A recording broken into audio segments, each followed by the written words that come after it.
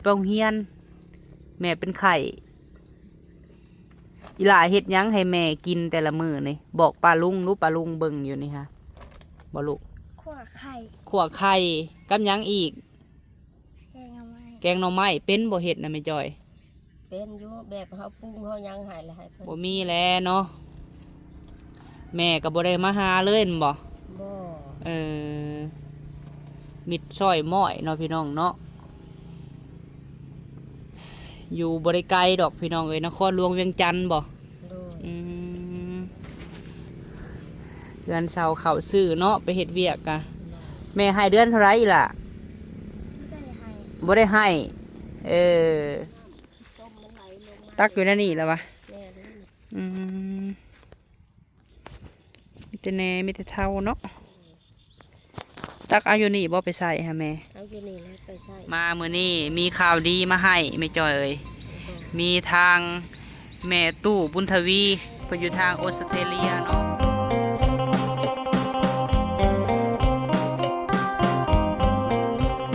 โดยกับทักไทยสบายดีพ่อแม่พี่น้องเบิดทุกท่านเด้อพี่น้องเอ้ยเนาะพบพ่อกับบ่าวพามีอีกแล้วพี่น้องเอ้ยเอามาพบมาพ่อมื้อนี้เนาะพี่น้องเนาะพี่แหละเปลี่ยนบรรยากาศมาทางเฮือนแม่ตู้จอยกับน้องไอด้าพี่น้องเอ้ยเนาะมื้อนี้ก็มีทางแม่ตู้บุญทวีพี่น้องเอ้ยเพิ่นให้มามอบข่าวดีให้ทางแม่จอยแต่มาเพิ่นก็เป็นไข่พี่น้องเอ้ยแนมไปเห็นตุ่มผ่าเห็นลุ่มอยู่เนาะจุมพ่อว่าบ่เห็นเพิ่นมื้อ2มื้อแล้วพี่น้องเอ้ยนี่แหละเนาะหลังจากว่าบ่าวพามีได้เป็นสะพานบุญให้พ่อลุงบุญทงพี่น้องเอ้ยแล้วก็อ้ายใจดีอยู่ทางต่างประเทศเนาะเฮ็ดเฮือนเฮ็ดชานให้แม่ตู้จอยเลยค่ะทางแม่ตู้วีเนาะเพิ่นก็เคยซอยแม่ตู้จอยผ่านมาซื้ออีหยังโซลาร์เซลล์บ่เนาะพี่น้อง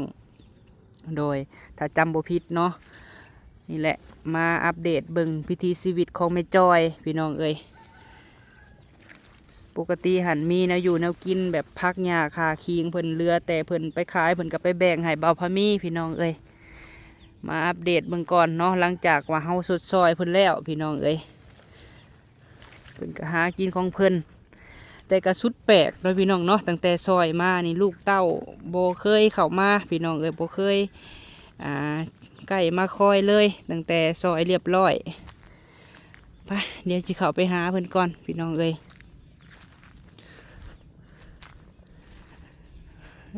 โธ่มิดซอยม้อยพี่น้องเอ้ยย่านมาแฮะนี่เนาะเมื่อลูกมาลูกโดยเป็นเอาใดโอ้ยบ่สบายหลายมื้อแล้วลูกเอ้ยกองพื้นแล้วเลยว่าอยากทมพัดว่าอันคือว่าตากแดดกองพื้นมื้อนั้นอยากเป็นไข้นะเมื่อไอ้ช่วงนี้ก็มาว่าเห็นเพิ่นนอนลุ่มอยู่สิเมื่อแล้วว่ะเป็นเอาใดอาการอากาศเปลี่ยนบ่ตุจอยแม่ก็บ่ฮู้แล้วบุดร้อนบุดหนาวบุดร้อนบุดหนาวเพราะว่ามื้อนี้ก็สิทมทานทมพื้นก็ยังเมื่อยอยู่โดยทั้งเบิ่งมืออื่นผู้แลลูกคันสิได้ทมก็ได้มาจอดรถว่าเห็นเพิ่นนอนจิกผ้าห่มอยู่พี่น้องเอ้ย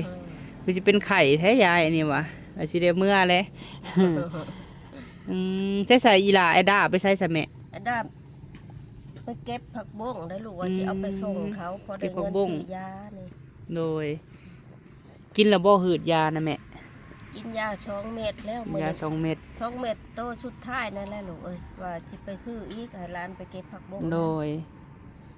เฉพาะว่าบ่เห็นลายมือปกติหันสิเห็นเพิ่นกายไปส่งหลานพี่น้องอยู่โรงเรียนเนาะโดยเจ้านี่ก็ไปบ่ได้ลูกมาเพราะว่าเซ่ซ้ายเซ่ขวามันแบบวินนั่นน่ะลูกโดยได้อาการกันบนอยู่บนเช้าอันนี้หันนอนเฝ้าทานไว้นอนในเฮือนแล้วมานอนเฝ้าทานอยู่นอกนี้เนาะนอนอยู่นี่แล้วเบิ่งน้ำก็หงอยู่น้ำมูหงอยู่เนาะจะซื้อเอาเองบ่ผาตังนี่แม่อันแม่ไปติดหนี้เอาได้ลูกติดหนี้เอาโดยแม่บ่มีเงินสดแม่ว่าเฮาขายทานได้แล้วเอาไปให้เขาเอาไปให้เพิ่นโดยไปดาวก่อนสิว่าเนาะพี่น้องคันได้เงินขายทานแล้วไปให้เพิ่นพี่น้องเอ้ยอันนี้หั่นบ่อนเพิ่นเฝ้าทานเนาะบ่แหละบ บนอยู่บนนอนเพิ่นก็อยู่ในเฮือนพุ่นแหละพี่น้องเอ้ยย่านทานไฟใหม่กลางค่ำกลางคืนแล้วก็เลยว่านอนเฝ้าอยู่นอกนี้เนาะแม่เนาะ คันเพื่อเฮานอนในเฮือนเพื่อออกมาน่ะเฮาบ่เห็นแล้วอันนี้คันเนี่ยเอาหูเมื่อ บ่ได้ย่านบ่นอนนอกแม่ไม่จอย บ่ได้ย่านได้ลูกมาเป็นหมู่ มาเป็นหมู่ โดย คันว่ามีหยังเข้ามามันสิบอกเฮาก่อนงอกเฮาก็หูเมื่อแล้ว คนกับคนร้อยพี่น้องเอ้ยคนร้อยวงไปหาอยู่หากินกับไปผู้เดียวเนาะ โดย อืมใส่เนาะไอ้ด่านี่เอิ้นบ่ด้วยไม่จอย ไอ้ดามาพี่ เก็บผักบงในหั่นบ่ โดยเก็บทุกข้างเฮือนนั่นแหละ เด้เนาะก็ยังซอยแม่ได้กูมื้อนี่ไปขายยังซะแม่ ขายผักบ้งกับช่วงนี่หั่นหน่อไม้มันก็เริ่มเกิดแน่แล้วก็ไปหาหน่อไม้แน่หายานางไปพร้อม โอ้ เมื่อคืนนี่ก็งมพาหล้านไปอันหาจับกระปูมาปลดแจ้วเลย โดย เป็นไข่อยู่หักไปบ่มีแนวกินเลย กินผักบงกินกระปูกินหอยไปซั่นแหละเนาะช่วงนี้ก็ฝนตกแน่พี่น้องเอ้ย ก็ดียังว่าซะ เออ ยังว่ามีอันแนวกินผล อีหล่ามาเลยพี่น้องเอ้ย เกิดใหม่ เด้เนาะอาศัยได้เดี๋ยวได้ใหญ่เลย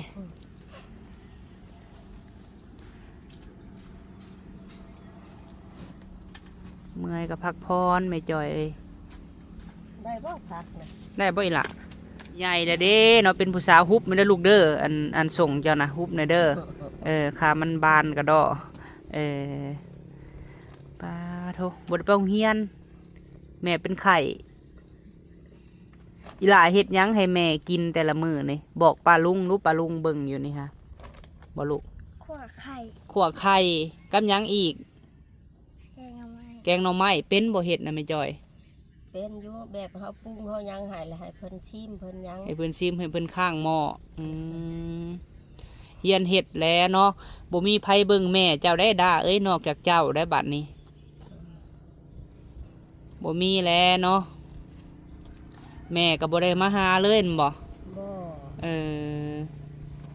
มิดช่อยม้อยเนาะพี่น้องเนาะอยู่บ่ได้ไกลดอกพี่น้องเอ้ยนครหลวงเวียงจันทน์บ่ โดย เดือนเสาร์เข้าซื้อเนาะไปเฮ็ดเวียกกะแม่ให้เดือนเท่าไหร่ล่ะ ไม่ได้ให้ บ่ได้ให้เอาไม่จ่อยนี่เฮ็ดแม่พี่น้องเอ้ยไม่เท่าเป็นแม่ บ่ได้ไปโรงเรียนแล้วบ่มีคนไปส่งเนาะ โดยแม่บ่สำบายแล้วบ่ได้ส่งมื้อนี้ คือว่าน้าบ่าวเห็นครับสเล่งเป็นละบ่อีหล่ะ แม่ เป็นแหละเก่งกว่าบ่าวพามีอีกเจ้านี่เนาะหักไปนำกันนี่ครับได้มันบ่ไม่จ่อย ได้ เจ้าจะป้าได้ยังน้อยอยู่เด้อ แม่นั่งทางหลัง ทางหลังเลยครับเปลี่ยน โดย ก็คือไปทางป่านี่ทันได้เนาะทางบ่มีรถหลายเนาะเผาทาน คือขี้เลื่อยหันไม่จอยเอ้ยขี้เลื่อยที่ว่าพวกลูกแก่เมื่อสุดก่อนหันคันเจ้าบ่มีขี้เลื่อยเจ้าก็ไปตักเอา พ่อมีอยู่ลูกเอ้ย บ่มีอยู่บ่ โดยขอบใจหลายๆยังพอได้อยู่แม่กะ โดย แม่ก็เอาของเก่านี่แหละ คันว่ามีก็คือมีเพิ่นว่าอะไรพี่น้องพี่น้องถ้าว่าแม่อันบ่มีหรือว่าบ่พอหันก็สิให้เขาน้องเคยหันขับรถไถแล้วก็พากันไปตักมาแก้มาให้ โดย โดย คันมันเบิดมื้อหน้าแม่จังสิบอกดอกลูก โดยเพราะว่ามีขี้เลื่อยที่ว่าอัน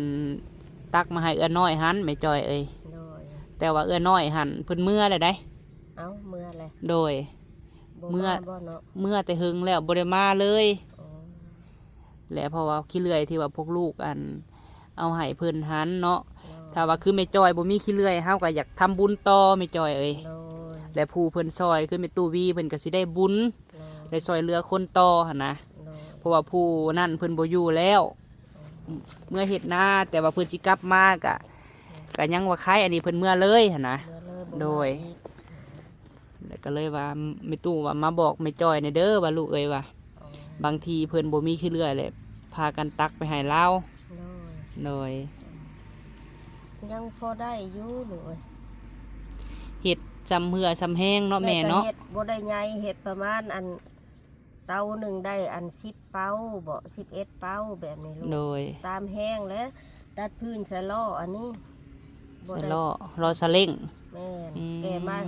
ไปส่งร้านอยู่โรงเรียนมาแม่ก็แวะตัดเอาอยู่ข้างทาง โดย ไปหับร้านมื้อแรงก็แวะตัดจะก่อนจักได้มาเฮือน แม่นอันนี้หันเฮาก็เห็นอยู่พี่น้องเอ้ยเวลาไปหาเฮ็ดหาหยังก็เห็นเพิ่นตัดที่ซาเล้งนี่แหละมันก็ได้บ่หลายเนาะแต่ก็ดีกว่าบ่เอามาเนาะ เลยเอามาเทื่อละหน่อยกะว่าตัดเทื่อหนึงหันได้ประมาณอันคันว่ามาจูดได้ประมาณเป้าหนึ่งหรือ2เป้า โดย แม่ก็ออกมาบ่ได้เอาหลาย แกมา เพราะว่าแพงล่อมันก็เริ่มเพ่แล้ว บ่ย่านบ่ถามในเวลาไปตัดไม้ไปผู้เดียว ให้ย่านกับบ่ย่านปานใดดอกลูกเพราะว่ามันอยู่หนทางได้ยินเสียงรถอยู่ โดย สมมุติมีหยังเฮาก็แล่นออกมาหนทางนั้น โดย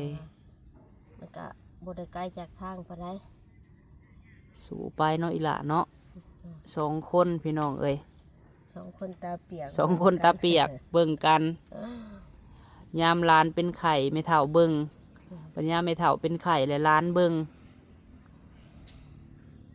ยังน้อยอยู่ขับรถออกทางบ่ได้ดอกเนาะไปซื้อยาซื้อหยังให้ไม่เฒ่านี่ ติดก็ยังบ่เป็น เป็นแต่ครับเนาะอีหล่าเนาะ ไปจับครึ่งไปให้แม่หันได้ เออ อันร้านก็จักดุจักมันแม่นอนไข่อยู่อีแม่ไปโรงเรียนไปนะลูกแม่เป็นไข่อยู่เมื่อวานนี่ก็แม่ไปตัดพื้นไปนะได้ลูกแม่เป็นไข่อยู่ บ่ได้เฮ็ดบ่ บ่ได้น้อยนึง เอ เฮ็ดก็ได้ อ ได้2-3ดอกนึง โด บ่ ย เห็นหรอก ออกบ่หลายเนาะ น้อย ทางพุ่นเขาเสาดวงได้พี่น้องเอ้ยแถวคุมเตาถ่านพุ่นได้หลายเติบ โอ้ คือว่าแหละคนหาหลายกว่าเฮ็ดปวกเนาะแม่เนาะ โดย โดยคันออกหลายเดือนยามเดือน6เดือน7นี่ได้หลายอยู่เนาะ โดย แถวนี้มีบ่ มีอยู่ก็พอได้แกงได้เทื่อละถ้วย2ถ้วย โด อั ย นยอดยามมันเกิดเดือน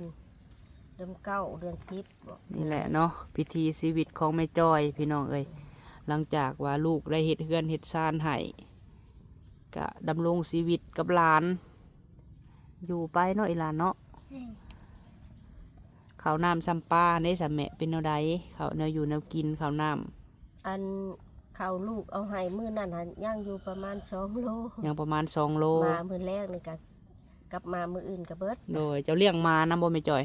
มาตัวหนึง เอา ตัวนั้นก็มาเขามันมาอยู่นี้ โด มาย เล่นกลางเว้นมานอน ประหยัด กับ กิน แม่ก็ เนาะ มีไก่4โตว ไก่4 โตว เนาะ โอ้มีไก่นำเป็ดบ่ได้มีบ่แม่ บ่ เลี้ยงไก่เนาะ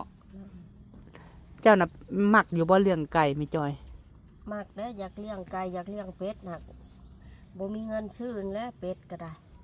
ก็อยากได้อยู่จักอย่างน้อยก็จัก4โตว บ่มีทุนบ่มีฮอนเนาะ โอ้ย ซื้อ อยาก อยากซื้อ เลี้ยง มาเลี้ยงก็เหมาะอยู่ได้ทางหลังเจ้านี่แม่นป่าเบิดนี่ โน้ย ป่าเลึกอยู่พี่น้องเอ้ยป่าหลังเฮือนเพิ่นหัน โอ้ยมีฮอดไก่ป่ามานอน เออ ไก่ป่ามาคันยามมื้อเช้า เออห่มคักเนาะเฮือนซานเบิ่งกับพี่น้อ ตั ง ว เอ้ นี้ ย แหละนี่น้ำโยดอยู่จักผ่านนี่มันสิขาดเฮิงปานใดนี่ เฮ็ดเองบ่นี่แม่ โน้ยเฮ็ดเอง นอนเฝ้าทานตีกังผัดตังผัดสะเลน โน้ยแม่ว่าโอ้ยอยากได้สังกะสีเด้ว่ามามุงนี่มุงในบ่อนอันน้ำมันโยดนี่นะลูกเนี่ย ประมาณ เออ ประมาณหาแผ่นเนาะ โน้ย หาแผ่นบ่แล้วกันว่านะเผาทานเพราะว่าก็เราในนอนในเฮือนพี่น้องเอ้ยปสิบ่เห็นทานเนาะ อืม อันนี้หันกันว่าคนบ่เก่งนี่บ่กล้าได้นอนนอกนี่พี่น้องเพราะว่าทางเฮือนเพิ่นนี่รถแล่นไปแล่นมานี่ผ่านหน้าบ้านเราเลยเนาะ โน้ย หักเจ้านี่คันว่าฝนเศร้าตกนี่ก็สิสบายน้ำไม่จ่อยเอ้ย โน้ยแม่นอยู่ เออ เข้าทางนี้เนี่ยครับฝนเช้าตกบ่มีน้ำค่ะ โดย เข้าหนึงได้ ปัจจุบันนี่ใส่น้ำอยู่ไสหาน้องไอดา ห้องนอน น้ำนอน โอ้ น้ำนอน น้ำนองสะ น้ำหน้องซะ โดย มันบ่เปื้อนบ่ไม่จ่อยไหลลงมาฮะ เปื้อนนั่นแหละลูกเอ้ยน้ำแดงคือน้ำในไหหน้านี่แหละ โอ้คือว่ามีปิงนำบ่ มีอยู่ปีงกับช่วงหนึงบ่เห็นมันลอยให้เบิ่ง ญาติมันอยู่แคมป์ป่าพุ่น โดย กับเปื้อนคือน้ำน้อง ไปเลาะเบิ่งก่อนไม่จ่อยเอ้ย น้อง เป็นอะไรเนาะน้ำมันเป็นสีหยังพี่น้องเอ้ยหลายท่านก็คืออยากเบิ่งน้ำใส่ไม่จ่อย เป็นสีกับเพน กว่าอัน น้ำหนึ่งข้าวหนึ่งน้ำก็เอาอยู่หั่นไปจักนี่เนาะนี่ฮะฮะเอาอยู่หั่นบ่ แม่ โอ้ระวังกินปิงได้ไหมจอยเอ้ยไปสะพานนาบาวไปเลาะเบังน่ะไปหลับปะโดย ไอ้ได้กินไข่ปิ้งแล้วลูกเอ้ย อืมเดี๋ยวไปเลาะเบิ่งก่อนพี่น้องเอ้ยว้าเหมือนปลูกหัวจิงไข่อันนี้ฮะกระปลูกใหม่บ่ได้แม่ ปลูกมันเริ่มพิษ เราเป็นไข่กับพาเราเลาะได้พี่น้องเอ้ยบ่พอมีก็ได้ กลางคืนน่ะนั่งเสียหยาลูกเอ้ย อืม ไข่ได้บ่ได้กิน แบ่เจ้าก็มีแล้วว่าไม่จอย ไม่ร้องเขา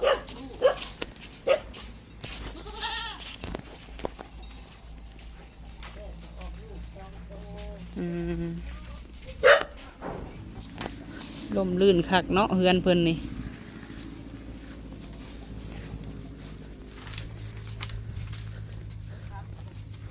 ว่าอยากเอาผ้าแยงมาตัดนี่แหละหลัด อื ออกมานี่ มนี่บ่ แล้วปล่อยปลาดุกใส่ตัวนี้ ผักบงเพิ่นพี่น้องเอ้ย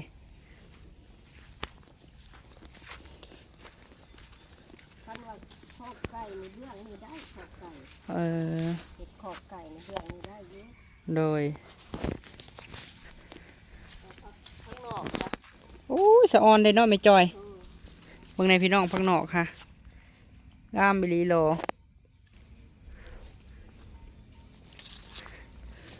เป็นป่าเบิดเนาะไม่จอย เจ้าก็เก็บขายน้ำโบนี่แม่เบิ่งในพี่น้องเอ้ยพักนอกค่ะพักนอกธรรมชาติเลยได้นี่ค่ะงามบิลีโลแม่นเบิดบนนี่ค่ะตุ้จอยโอ้เนาะค่ะกะลี เวลามันแก่แล้วฝนตกแล้วมันก็ไปมันไหม้ นี่เพื่อนเพิ่นนะพี่น้องสิหักทับแล้วเนี่ยด่าเอ้ยเข้ามาได้ไป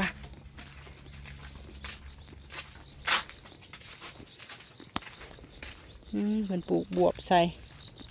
หักแท่นี่เนาะไม่จอยน้ำคือขุ่นเลยไม่จอย น้ำต้มมันไหลลงมา ตักอยู่ในนี่แล้ววะ แน่เลย อืมมีแต่แหน่มีแต่เท่าเนาะตักเอาอยู่นี่บ่ไปใส่ฮะแม่ เอาอยู่นี่แล้วไปใส่ล้างถั่วล้างบวงมา เพราะว่าดินเพิ่นนี่มันดินเขานี่มันต่ำเนาะพี่น้อง แต่บ่แม่นของลาวได้นี่หั่นเนาะ ลง ดินต่ำเลยทั้งเทิงหั่นแบบเขาเจะถิ่มพวกกระยอกระยะอันนะ มีหยังนำเขา เทิงบุญอื น้ำ ม เปื้อนก็ไหลลงมานี่แหละมาโฮมอยู่บอนเดียวนี้ โดย เวลาฝนตกน้ำมันท่วมตัวนี้มันก็เข้าไปทีละ เงินก็ยังบ่มีไผมางให้ลาวซ้ำมาใกล้ได้อะดาเอ้ยมันทับได้เฮ็ดหยัง เฮ็ดเป็ดเฮ็ดเพิ่ง ใช่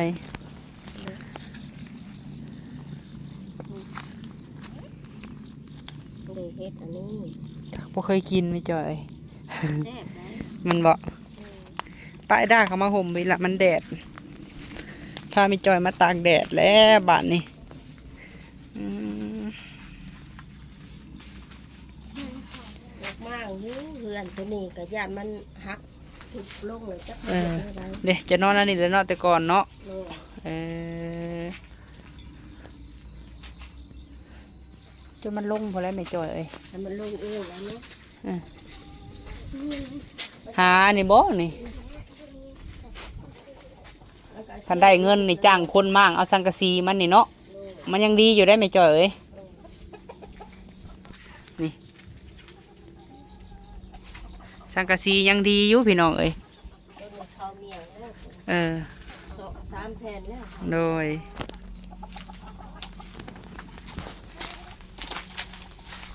ใส่ต้นเอามาซื้อ ไก่เพิ่นมึงนี่พี่น้องเรื่องไก่ใหญ่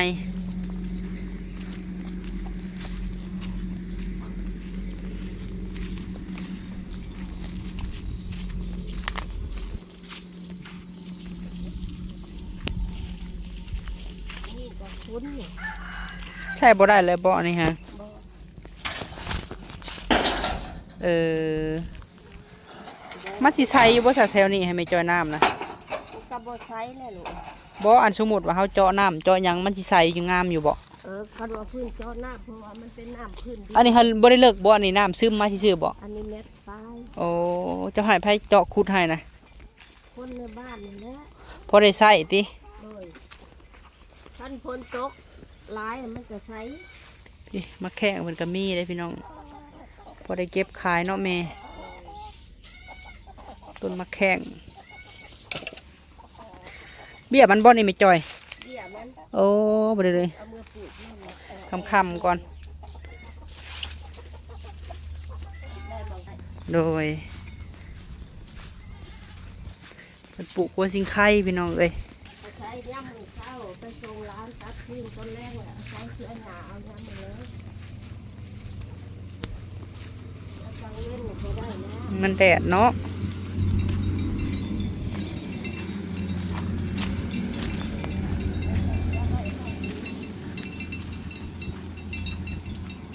อันนี้ว่าสิเอามาเห็ดหัวเลยนะ เอ มา อ เห็ดหัวบอลว่าอันที่เอาไว้อันได้เงินเลยที่ไปซื้ออันแพร่แยงเลย โดย เอาไปพังเลยมัดแพร่แยงใส่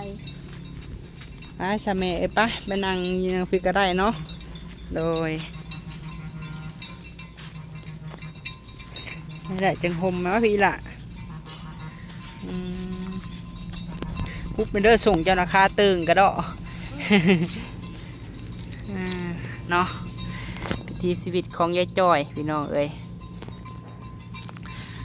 สามีเอ้ยเฮามามื้อนี้ได้ไม่จ้อยเด้อมีเบิ่งเด้อมามื้อนี้มีข่าวดีมาให้ไม่จ้อยเอ้ยมีทางแม่ตู้บุญทวีเพิ่นอยู่ทางออสเตรเลียเนาะเพิ่นได้ฝากเงินมาให้จำนวน1 ล้านไม่จ้อยเอ้ยพอได้ไม่จ้อยซื้อหยังก็ได้ในครอบครัวซื้ออยู่ซื้อกินน้ำปูน้ำปลาดีใจบ่นี่ปลาโธ่ ก็ดีแล้วลูกแม่ก็อยากได้ผาแยงเนี่ยลูก ปลาแยง มาลองเลี้ยงปลาเบิ้ง โดย เลี้ยงปลาธรรมชาติ คือว่าจำนวนล้านหนึ่งนี้ไม่จ้อยเอ้ย โดย ชุดแล้วแต่ไม่จ้อยสิซื้ออันใดที่สำคัญในครอบครัว โดย ถ้าว่าจะซื้อผ้าแยงหรือว่ารถเพอีหยังกับบิแบงนั่นนี่แหละไม่จ้อยเอ้ยโดยเฮาสิมอบให้ไม่จ้อยโดยจำนวน1 ล้านเด้อแม่เด้อ โดย เป็นเงินของแม่ตู้บุญทวี โดย ท่านที่ว่าเพิ่นเคยซอยเจ้าผ่านมาหั่นแหละไม่จ้อยเอ้ย โดย อยากให้เจ้าขอบบุญขอบคุณเนาะทางแม่ตู้วีเด้อโดย ขอบบุญขอบคุณแม่บุญทวีเด้อที่ช่วยลูกหลานมาตลอดขอให้แม่มีอายุมั่นควรยืนความเจ็บอย่าได้ความขายอย่ามีไปบ่ให้ค่ามาบ่ให้ของเด้อแม่เด้อให้เฮงๆปังๆกว่าเก่าที่แม่ช่วยลูกช่วยหลานมากระช้า โดยว่าบังดูแอนด้า เอาไหมนกขึ้น หนูมือขึ้นนี่ล่ะว่าดูขอบบุญขอบคุณว่าดู ขอบคุณครับคุณ แม่บุญทวี แม่ปุ้งทวี ที่ช่วยร้านไอด้ามาที่ช่วยร้านไอด้า ที่ด้วยย่างไอ้ก้า ขอให้แม่มีสุขภาพเข้มแข็ง พ่อให้แม่มีสุขภาพแข็งแรง อย่าเจ็บอย่าไข้เด้อ อยากจะเจ็บยาไข่ เป็นห่มโพห่มไซ โคโฮมไซ ให้ลูกให้หลาน ที่ลูกให้ร้าน ตลอดปีตลอดไป ตลอดปีตลอดไป สาถูกเอาถือว่าจำนวนนี้แม่เอ้ยเจ้าอยากซื้อผ้าแยงแหละพี่ตู้เพิ่นก็ว่าให้เจ้าเปลี่ยนน้ำมันเครื่อง โดย เบิ่งหาแหละแนวใดครอบครัวที่ว่ายังขาดเรือน้ำปูน้ำปลาหรือว่า เครื่องเฮ็ดอยู่เฮ็ดกินเนาะให้หลานหั่นแหละ โดย พอได้ประทังชีวิตแต่ละมื้อน้ำปูน้ำปลาอีหยังเจ้าบ่มีน้ำมันหอยก็ซื้อไม่จ้อยเอ้ยใส่ใจายในครอบครัวหั่นแหละ แม่สิแบ่งไปแปลงรถแน่น โดยแต่ก็สิซื้อผ้าแยงบ่จะว่าฮะ โดยอยากได้ผ้าแยงประมาณ2 ก้อนนี่แหละมัน โด จะ ย สิ โดย เหมาะ เอาซื้อเอาเนาะบิแบ่งเงินที่ผู้ใหญ่มอบให้กับบิแบ่งซื้อไม่จ้อยเอ้ยไปเนาะไปซื้อได้อยู่ดอกเนาะยาหั่นก็พักผ่อนเดี๋ยวมื้อหน้าจังไปไม่จ้อยเอ้ย โดย เป็นวินได้ช่วงในแห้งซาว่าคนเป็นวินหลายช็อกพอแห้งแล้วบ่มีไผเบิ่ง พักผ่อนในเพียงพอเด้อไอ้ดาเด้อโดยเอาสกับปะได้ไหมจอยบัตรนี่เด้อโดยสบายดีเด้อโดยกลับปะก่อน หักษาให้มันกุ้มได้เงินน่ะ โอ้ย ไปซาพี่น้องเอ้ยสำหรับคลิปนี้เนาะขอบบุญขอบคุณแม่ตู้วีหลายๆเด้อแม่เอ้ยให้บุญคำนำสู่เจ้าสุขภาพแข็งแรงเนาะอายุหมันควันยืนปรารถนาสิ่งใดก็ขอให้ได้สมคำมุ่งมา่ปรารถนาเด้อแม่เอ้ยให้เจ้าอยู่ดีมีแห้งหั่นแหละเนอนรักๆก็ได้เป็นโฮมโพโฮมไซให้ลูกให้หลาน ขอให้มีแต่ผู้หักผู้แพงแม่ขอให้บุญกุศลที่ว่าแม่ได้สดซอยแม่จ้อยแล้วก็ทุกครอบครัวที่แม่ซอยเนาะก็ชุกยู่ให้แม่อยู่ดีมีแห้งแม่เอ้ยบ่ให้เจ็บบ่ให้ไข้เนาะปวดแข้งปวดขาก็ขอให้ดีให้เศร้าเด้อแม่เอ้ยเดี๋ยวก็ขอบุญขอบคุณที่ว่าไว้วางใจลูกเป็นสะพานบุญให้ทางแม่ตู้บุญทวีเนาะโดยป้าสะเฮามอบให้เล่าแหละพี่น้องเอ้ยสำหรับคลิปนี้ฝากเป็นกำลังใจได้พี่น้องเด้อเนาะสบายดี